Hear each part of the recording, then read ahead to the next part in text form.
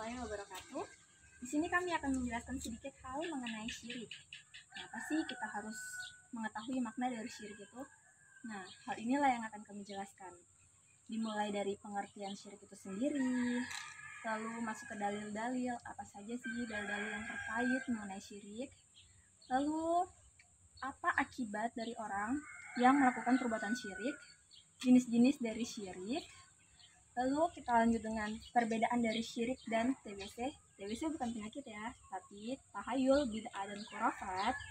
Lalu kita akan memberikan contoh syirik dalam kehidupan. Siapa tahu kita telah berbuat syirik, tapi kita tidak tahu apakah kita telah berbuat atau tidak. Hal inilah yang akan kami jelaskan, kami sampaikan, agar kelak kita tidak terjerumus ke dalamnya. Pertama, pengertian syirik itu sendiri. Syirik merupakan suatu itikad atau perbuatan yang menyamakan sesuatu selain Allah SWT, baik dalam hal rububiyah maupun uluhiyah. Maksudnya, itu mengesahkan sesuatu selain Allah. Seakan-akan ada yang maha kuasa lain di dunia ini selain Allah SWT. Sedangkan yang kita tahu bahwa seluruh alam semesta beserta isinya itu diciptakan oleh Allah SWT. Orang yang berbuat syirik disebut sebagai musyrik. Musyrik melakukan suatu perbuatan terhadap makhluk, baik itu manusia maupun benda, yang seharusnya perbuatan itu hanya ditujukan kepada Allah SWT, baik itu menyembah, menaati, atau bahkan meminta pertolongan, bahkan melakukan perbuatan lainnya yang tidak boleh dilakukan kecuali hanya kepada Allah SWT. Syirik itu tergolong dalam dosa apa sih? Syirik itu tergolong dalam dosa yang besar. Sungguhnya Allah akan mengampuni segala jenis dosa kecuali perbuatan syirik. Kenapa? Hal ini telah Allah cantumkan ke dalam Quran Surah An-Nisa ayat 48, yang artinya sesungguhnya Allah tidak akan mengampuni dosa syirik, dan Dia akan mengampuni segala dosa kecuali syirik itu.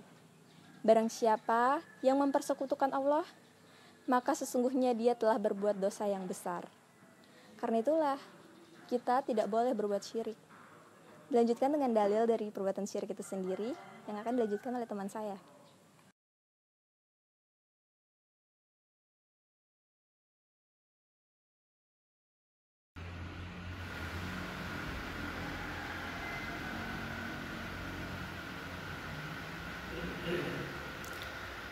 Syirik atau menyekutukan Allah adalah sesuatu yang amat diharamkan, dan secara mutlak ia merupakan dosa yang paling besar. Allah tidak akan mengampuni orang yang berbuat syirik jika ia meninggal dunia dalam kemusyrikannya. Seperti yang sudah kita ketahui, begitu banyak kalamullah dalam kitab suci Al-Quran, dan begitu banyak pula sabda Rasulullah SAW yang membahas tentang larangan berbuat syirik. Salah satu firman Allah Subhanahu wa Ta'ala dalam surat An-Nisa ayat 48. A'udzu billahi minasyaitonir rajim. Bismillahirrahmanirrahim. Inna Allah la yaghfiru an yushraka bihi wa yaghfiru ma duna dzalika liman yasha. Wa man yusyrik billahi faqad iftara itsman 'azima. Sesungguhnya Allah tidak akan mengampuni dosa syirik, dan Dia mengampuni segala dosa selain dari itu bagi siapa yang dikehendakinya. Barang siapa yang menyekutukan Allah, maka sungguh ia telah berbuat dosa yang besar. Syirik merupakan salah satu dosa yang mencelakakan. Seperti sabda Rasulullah SAW, An Abi Hurairah anna Rasulullah SAW qala ijtanibus sab'a mubiqati. Qila ya Rasulullah wa ma hunna? Qala asyirku billah wasihru wa qatlul nafsil lati harramallahu illa bilhaq wa aklu malal yatim wa aklu riba wa tawalla yaumal zahfi wa qadful muhsanatil ghafilatil mu'minati. Rawahu Muslim. Dari hadis tersebut kita dapat simpulkan bahwa Rasulullah Shallallahu Alaihi Wasallam menyeru kita untuk menghindari 7 perkara yang mencelakakan, dan salah satu dari 7 perkara itu adalah syirik.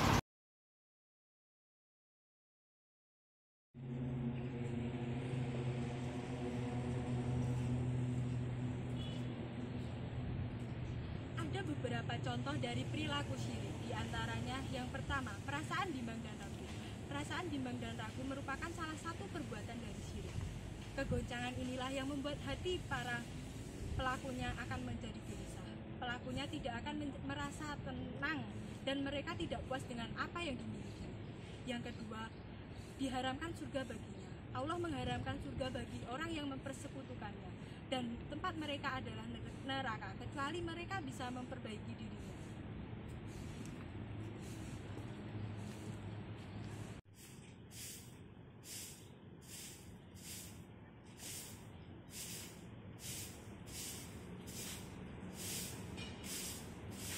Yang ketiga, terhapusnya amal kebaikan. Allah akan menghapuskan semua amal kebaikan yang berada pada dirinya.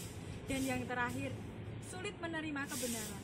Bagi pelaku syirik, hatinya tertutup oleh kebencian, kesombongan, dan mereka akan susah untuk menerima kebenaran yang ada dalam hidupnya. Jenis-jenis syirik. Secara umum, syirik dibedakan menjadi 2, yaitu syirik besar dan syirik kecil. Syirik besar. Pengertian syirik besar yaitu memalingkan suatu bentuk ibadah kepada yang selain Allah. Syirik besar bisa mengakibatkan pelakunya keluar dari agama Islam. Jika ia meninggal dan ia belum bertaubat, maka ia akan kekal di dalam neraka. Bentuk-bentuk syirik besar ada 3. Yang pertama yaitu syirik doa. Syirik doa adalah di samping dia berdoa kepada Allah, dia juga berdoa kepada yang lainnya. Misalnya, dia berdoa kepada pohon, dia berdoa kepada batu, dia berdoa kepada angin dan air. Yang kedua ada syirik niat, keinginan, dan tujuan, yaitu menunjukkan suatu ibadah bukan kepada yang selain Allah. Jadi, dia tuh beribadah seakan-akan tidak mengharapkan ridho dari Allah. Dia ingin dipuji oleh orang lain dan dia ingin didengar oleh orang lain. Yang ketiga ada syirik mahabbah atau kecintaan, yaitu menyamakan cintanya kepada untuk selain Allah. Jadi jika kita memiliki suatu barang atau benda dan kita mencintainya, maka cintanya itu melebihi cintanya kepada Allah. Yang kedua ada jenis syirik kecil. Syirik kecil tidak menjadikan pelakunya keluar dari agama Islam, tetapi syirik ini menjadi jembatan untuk berbuat ke syirik besar. Bentuk-bentuk syirik kecil ada 2. Yang pertama ada syirik zahir. Zahir artinya nyata, yaitu syirik kecil yang dalam bentuk ucapan dan perbuatan. Misalnya kita bersumpah kepada selain Allah. Rasulullah SAW bersabda, barang siapa yang bersumpah kepada selain Allah, maka ia telah berbuat kufur dan syirik. Yang kedua ada syirik kafi. Kafi artinya tersembunyi. Syirik dalam hal keinginan dan niat. Ini hampir sama dengan bentuk syirik besar. Misalnya kita melakukan sesuatu demi untuk dipuji oleh orang lain, atau dalam bahasa lain riya, dan ingin didengar oleh orang lain, atau bahasa lainnya adalah sum'ah. Rasulullah SAW bersabda, sesungguhnya yang paling aku takutkan akan kalian yaitu syirik kecil. Lalu para sahabat Rasulullah menjawab, apakah syirik kecil itu ya Rasulullah? Dan Rasulullah menjawab, syirik kecil itu adalah riya. Jadi para sahabat Rasulullah SAW dan Allah Subhanahu Wa Taala sangat membenci perbuatan syirik kecil maupun syirik besar. Sekian penjelasan jenis-jenis syirik dari saya. Yang selanjutnya akan dijelaskan perbedaan syirik dan TBC atau tahayul bid'ah khurafat oleh teman saya.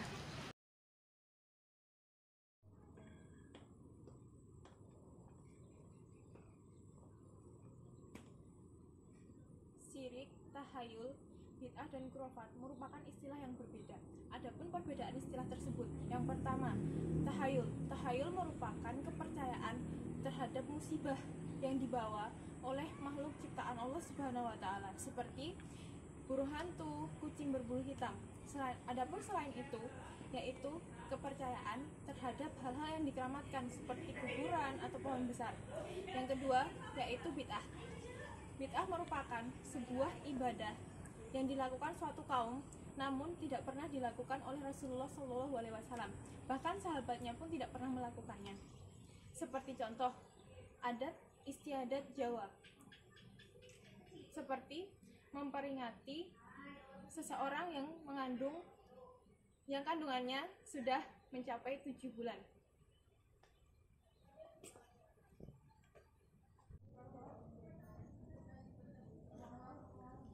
Yang ketiga merupakan khurafat, yaitu kepercayaan terhadap kisah-kisah dahulu seperti kisah Nyi Roro Kidul yang memiliki kekuatan yang dapat membantu kita apabila kita memberikan sesaji atau memberikan sesuatu kepada Nyi Roro Kidul di pantai selatan. Nah, dari beberapa kesimpulan tersebut dapat disimpulkan bahwa syirik, khurafat, bid'ah, dan tahayul itu merupakan definisi yang berbeda-beda.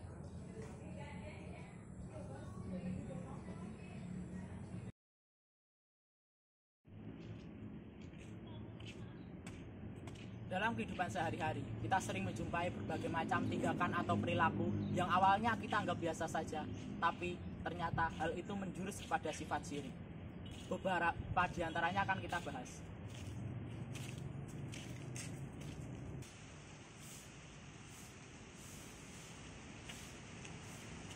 Yang pertama, mendatangi dukun atau paranormal. Di zaman sekarang, kita lebih familiar dengan kata paranormal daripada dukun. Padahal dukun dan paranormal itu sebenarnya adalah sama. Hal ini apakah diperbolehkan? Jelas jawabannya tidak. Karena bagaimanapun kita hanya boleh meminta pertolongan hanya kepada Allah. Dan hanya kepada Dialah kita akan meminta pertolongan.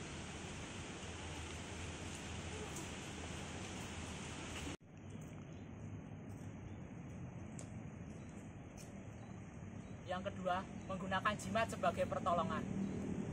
Apakah hal ini juga diperbolehkan? Jawabannya juga tidak. Kenapa? Kita hanya diperbolehkan meminta perlindungan hanya kepada Allah.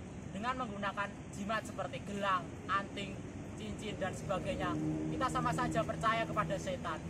Padahal Allah jelas yang selalu melindungi kita, selalu menjaga kita, dan selalu mengampuni dosa-dosa kita. Yang ketiga jelas seperti menggunakan sesajen. Kita sering menjumpai berbagai macam upacara adat yang menggunakan sesajen, baik itu di bawah pohon besar atau di makam. Lalu, apakah hal ini juga diperbolehkan? Hal ini jelas tidak diperbolehkan. Karena apa? Kita memberikan sesajen adalah untuk setan, bukan kepada Allah. Allah tidak butuh sesajen. Yang dibutuhkan oleh Allah hanya ketaatan setiap hambanya. Sebagai umat muslim, kita seharusnya lebih taat kepada Allah dengan tidak menyekutukannya. Sekian dari saya. Wassalamualaikum warahmatullahi wabarakatuh.